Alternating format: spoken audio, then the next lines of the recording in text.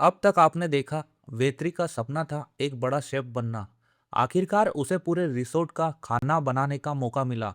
लेकिन नेदुरामन हर हाल में उसे असफल देखना चाहता था। सिर्फ 45 मिनट बचे थे लंच शुरू होने में। तभी पूरे किचन की गैस अचानक बंद हो गई। अब 500 मेहमानों का खाना कैसे बनेगा? यही सोचकर पूरे किचन में अफरा तफरी मच गई। और वेत्री बस घड़ी की तरफ देख रहा था। उसे याद आ रही थी उन सभी लोगों की उम्मीदें जिन्होंने उस पर भरोसा किया था।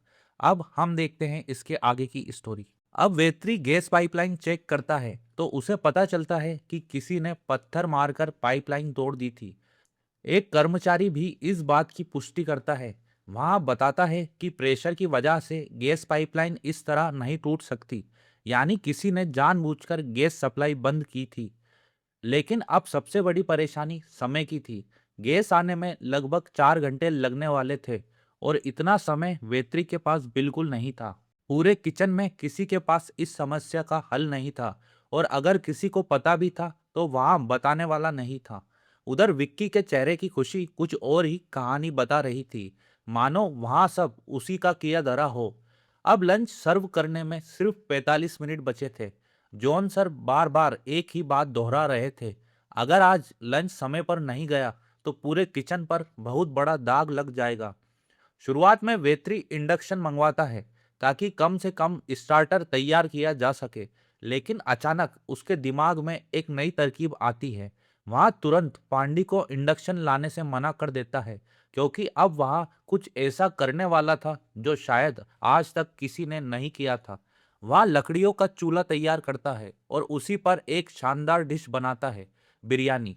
आज मेन्यू में नेदुरामन की स्पेशल डिश नहीं, बल्कि शेफ वेत्री की स्पेशल बिरयानी थी। यहाँ डिश सब मेहमानों को सर्व की जाती है, जिसे देखकर हर कोई हैरान रह जाता है, खासकर विक्की और जॉन सर।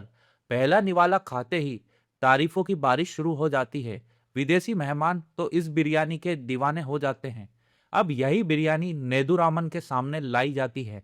जैसे ही जॉन सर उसकी तारीफ करते हैं, नेदुरामन का चेहरा उतर जाता है। जॉन सर के जाने के बाद नेदुरामन खुद को रोक नहीं पाते। वहां उस बिरयानी की खुशबू लेते हैं। लेकिन जैसे ही उसकी महक उनके पास पहुंचती है, उनके चेहरे का रंग उड़ जाता है। मानो वहां इस स्वाद और इस खुशबू को पहले भी महसूस कर चुके हों। इधर अपनी इस छोटी सी जीत की खुशी वेत्री अपनी माँ और बहन के साथ फोन पर शेयर करता है। वहां खुशी खुशी बताता है कि आज वहां शेफ बन गया, भले ही सिर्फ एक दिन के लिए। लेकिन यहाँ सारी बातें ऐश्वर्या दूर से देख रही थी और चुपचाप कुछ सोचने लगती है। तभी पांडी वहां आता है और बताता है कि पूरे रिसोर्ट में सिर्फ एक ही चर्चा हो रही है, वेत्री की। यहाँ तक कि उत्तमन सर भी उसकी तारीफ करते नहीं थक रहे। इतना सुनते ही वेत्री को अपने पुराने दिन याद आ जाते हैं, जब वह सिर्फ किचन में आने का सपना देखा करता था और आज वह उसी किचन में शेफ बनकर खड़ा था, भले ही एक दिन के लिए। उधर सर्विस स्टाफ भी बहुत खुश था, क्योंकि जो सम्मान उन्हें वेत्री की वजह से मिला वह उन्हें कभी नहीं मिला था। लेकिन यही बात विक्की और वेनी को खटकने लगी। उन्हें ऐश्वर्या का वेत्री की मदद करना बिल्कुल पसंद नहीं आ रहा था। गुस्से में विक्की ऐश्वर्या को धमकी देकर वहां से चले जाता है। लेकिन असल बवाल अभी बाकी था। अब डिनर का समय हो चुका था और ऑर्डर इतने ज्यादा थे कि वेत्री उन्हें संभाल ही नहीं पा रहा था। हर तरफ से लोग ऑर्डर के लिए चिल्ला रहे थे। यहाँ देखकर वेत्री भी घबरा जाता है। इसी बीच जॉन सर सीधे नेदुरामन के पास जाते हैं और सिर्फ एक शब्द कहते हैं, ब्रेक डाउन।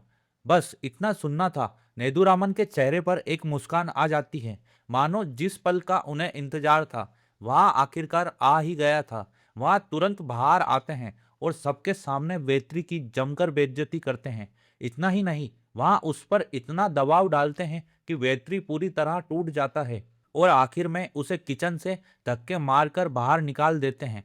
एक ही पल में वेत्री के सारे सपने टूटकर बिखर जाते हैं। जो सपना कुछ देर पहले उसकी आंखों में था, अब वहां सिर्फ एक दर्द बन चुका था। लेकिन इस बार पूरा किचन खुश था।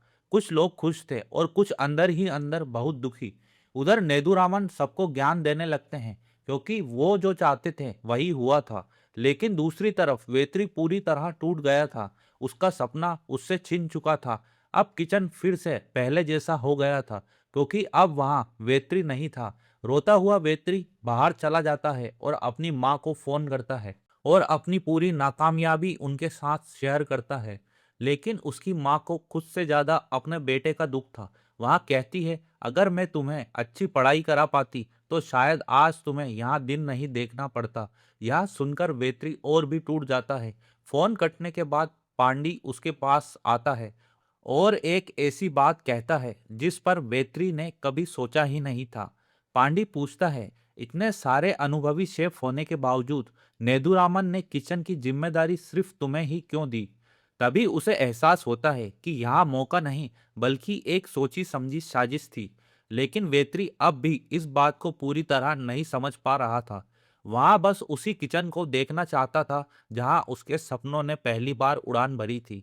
उधर ऐश्वर्या अपने सपने के लिए लड़ रही थी और इधर वेत्री अपने सपनों से दूर होता जा रहा था। एक तरफ खुशी थी तो दूसरी तरफ दुख था। अपने अतीत को याद करके वेत्री फूट फूट कर रो पड़ता है। वहीं उधर किचन में ग्रेस को ग्राहकों की नई फीडबैक मिलती है। वहां ऐश्वर्या को बताती है कि अब हर कोई उसी बिरयानी की मांग कर रहा है जो कल सर्व की गई थी। इधर उस हादसे के बाद वेत्री अपने काम पर भी ध्यान नहीं लगा पा रहा था।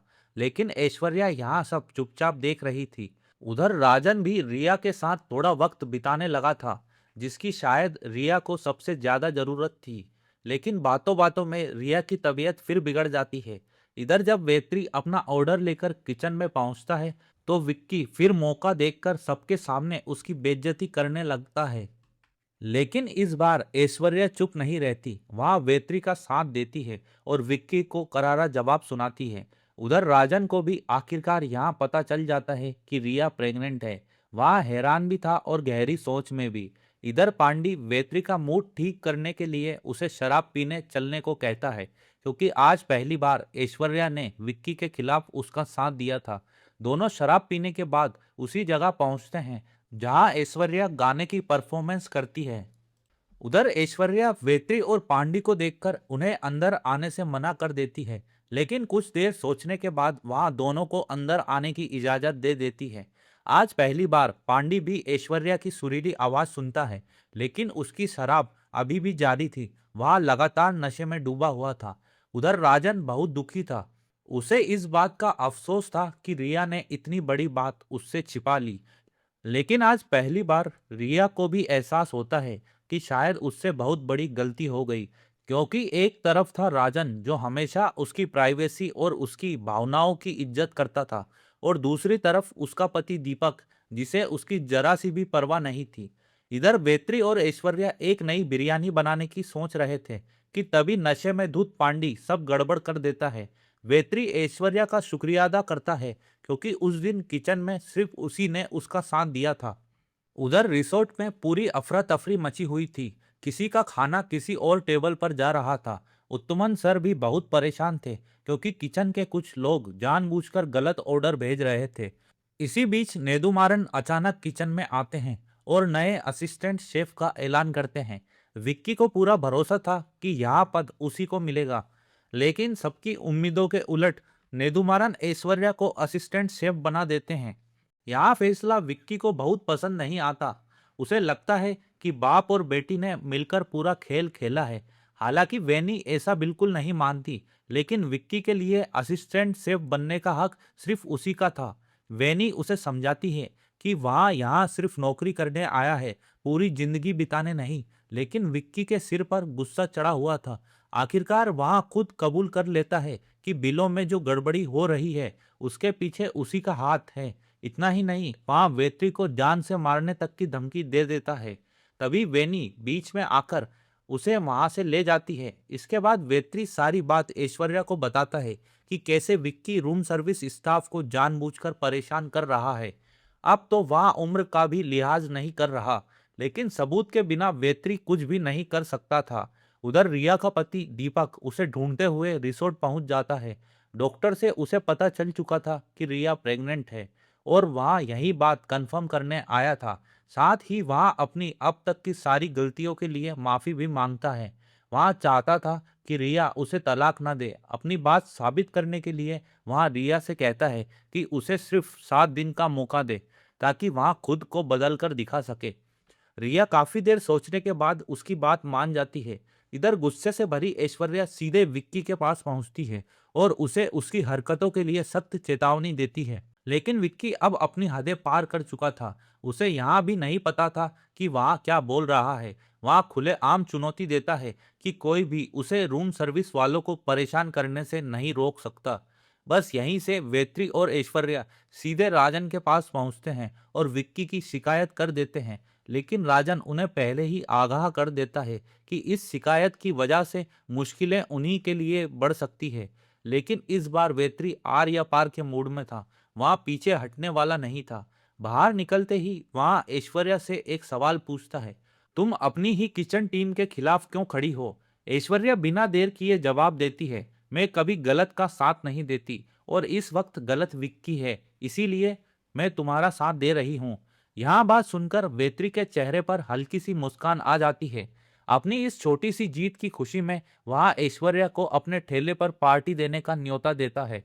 लेकिन वेत्री की बचपना भरी बातें सुनकर ऐश्वर्या हंस पड़ती है। उधर मीटिंग के दौरान राजन वेत्री वाला मुद्दा नेदुमारन के सामने रख देता है।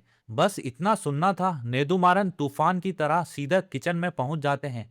आते ही वहां सिर्फ एक सवाल पूछते हैं, रूम सर्विस वालों से पंगा किसने लिया? पूरा किचन खामोश हो जाता है। लेकिन विक्की बड़े गर्व से आगे बढ़ता है और कहता है, सर वो मैं था। उसे लगा शायद उसकी तारीफ होगी, लेकिन अगले ही पल नेदुमारन उस पर बुरी तरह भड़क जाते हैं और उसी वक्त उसे 1 महीने के लिए रूम सर्विस बॉय बना देते हैं। जॉन सर उसका बचाव करने की कोशिश करते हैं, लेकिन नेदुमारन का फैसला पत्थर की लकीर था, क्योंकि उनका साफ कहना था, मुंह से निकली बात और बंदूक से निकली गोली कभी वापस नहीं आती। हालांकि इस बार नेदुमारन का फैसला पूरी तरह गलत भी नहीं था। वहां चाहते थे कि विक्की भी समझे आखिर रूम सर्विस वाले कितनी मेहनत करते हैं। इस तरह विक्की को उसकी हरकतों की सजा मिल जाती है। उधर रघुपति अंकल का प्यार इस उम्र में भी धीरे धीरे परवान चढ़ रहा था। रात को ऐश्वर्या वेत्री के ठेले पर पहुंचती है। वहां गिटार देखकर वेत्री उससे एक गाना सुनने की जिद करता है। आखिरकार ऐश्वर्या को गाना गाना पड़ता है, लेकिन उसकी आवाज सुनकर अक्का दीदी की बेटी अचानक बेचैन हो जाती है। उसके चेहरे के भाव कुछ और ही कहानी कह रहे थे। लेकिन ऐसा क्यों? यहाँ बात अभी भी एक राज बनी हुई थी।